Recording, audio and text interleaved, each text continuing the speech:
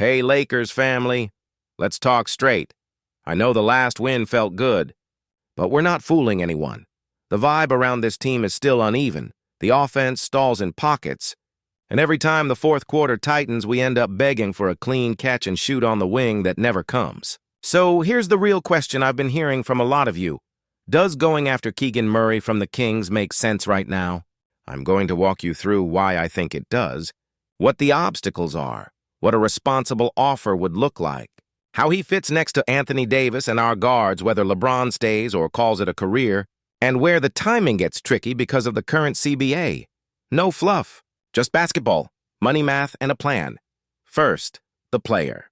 Keegan is 6'8", plays the 3 and the 4, and his calling card is simple. He spaces the floor with volume and discipline. He set the rookie record for threes and hasn't changed the way he plays since. Sprint into actions, pop above the break, shoot in rhythm, move the ball if it isn't there. He doesn't hold the ball, he doesn't hunt bad shots, and he doesn't need 10 dribbles to be useful. That matters for us because our best possessions already run through AD at the elbow or on the short roll. When the ball funnels to the middle, you want one wing to be a real threat from 25 feet so the tagger thinks twice. We don't consistently have that. Keegan gives you above-the-break gravity and corner reliability without needing plays called for him. On defense, he's a grown-up, closes out under control, tags the roller, rotates on time, and doesn't chase numbers. We talk a lot about stars, but deep in the season, what wins is having players who don't blow the small possessions. He's one of those guys. Now, the obvious pushback. The Kings just locked him up on a 5-year extension. And when a team pays a 25-year-old like that, it's a statement. They see him as part of the core with Fox and Sabonis. That means you don't get in the door with a package of filler. It also means the calendar matters. When a player signs a rookie-scale extension, there's a poison pill period until the new salary kicks in, where his outgoing salary for them and incoming salary for us are calculated differently. Translation. Mid-season trades with recently extended players are more complicated. You can still do them, but it usually takes a third team or very clean matching.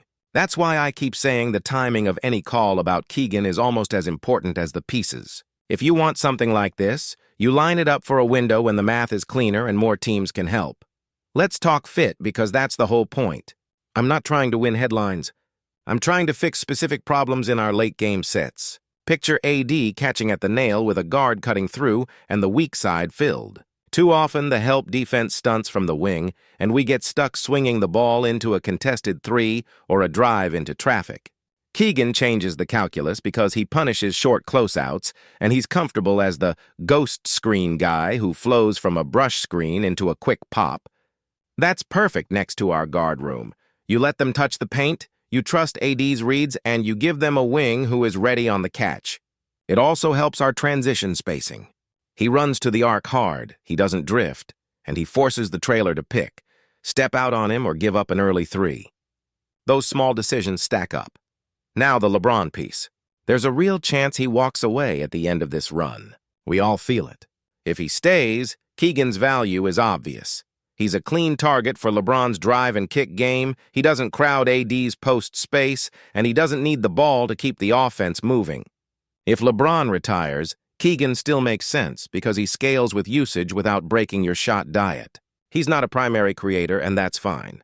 He's a playoff translation wing who holds his value across different roster shapes. That's exactly what we need in a transition phase. A player who makes you better in April even if the names around him change in July. Let's be real about the downsides.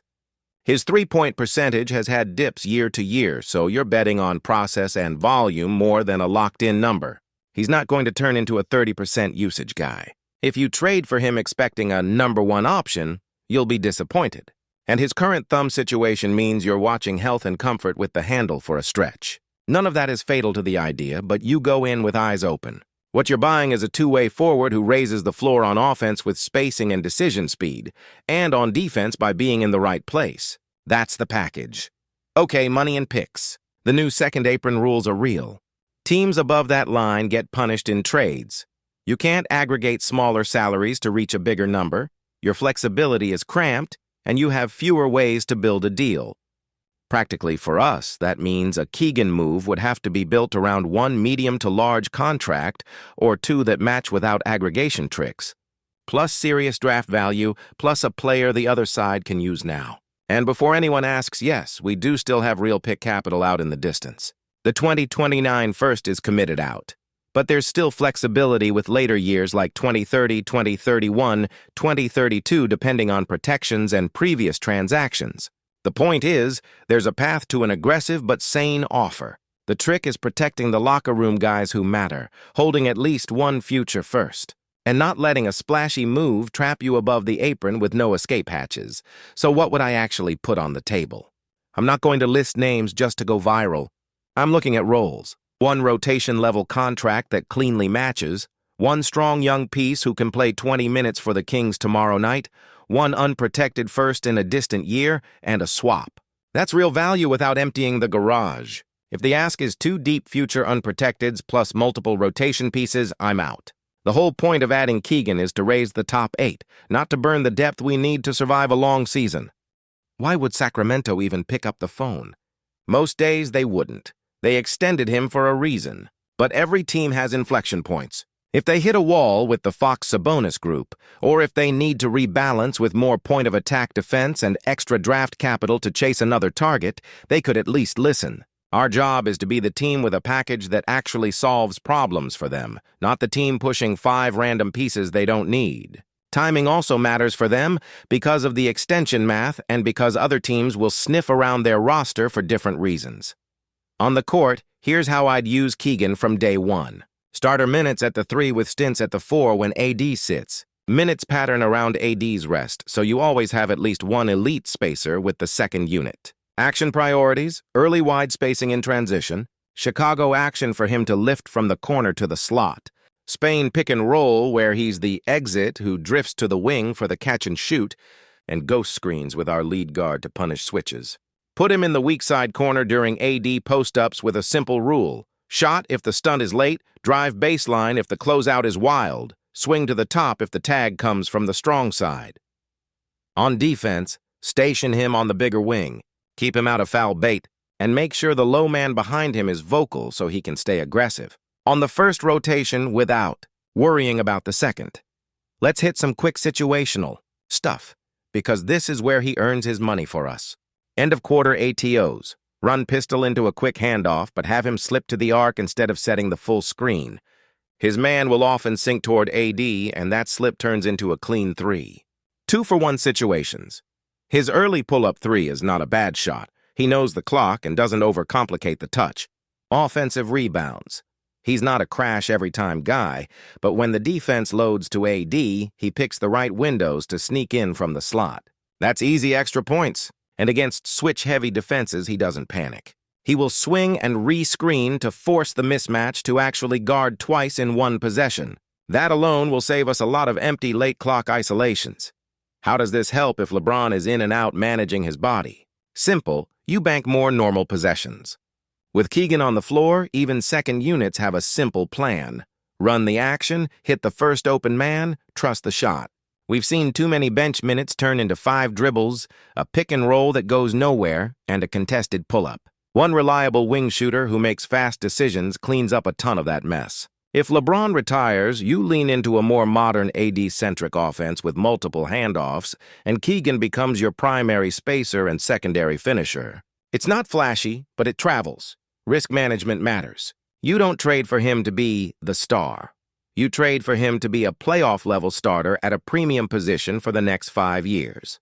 That's a safe profile to invest in. The injury?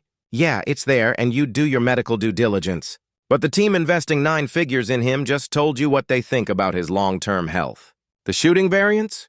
That's about shot quality and roll stability. On our team, the shots he gets will be cleaner than most teams can give him, especially with AD commanding doubles. Let's address alternatives because I know you're thinking it. What about a bigger name? We've all seen how that goes under these new rules. The cost goes up and the fit gets shakier, and you end up fighting the apron with no tools to fix problems in February. Keegan is the type of move where you pay once and keep your flexibility. He also doesn't need the ball for you to feel his presence, which is huge if we're juggling lineups and minutes all year. The last factor is the locker room. This group needs grown-ups who don't make noise when they don't touch the ball and don't fade when the game slows down.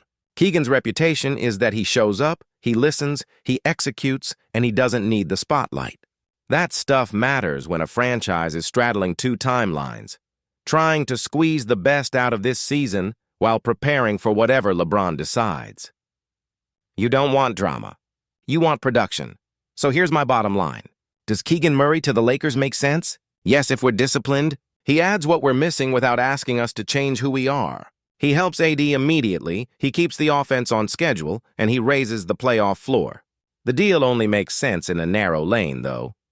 Right timing around the extension math, clean salary matching under the second apron rules, and a package that's strong but not reckless.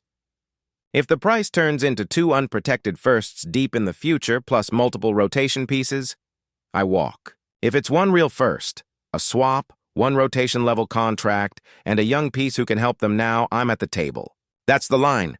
Now I want to hear from you. Would you do it at that price? Do you think a wing like Keegan fixes more of our late-game issues than a guard who needs the ball? Drop your take in the comments. Tell me your version of the trade that you think both sides would actually consider, and where you'd draw the line on picks.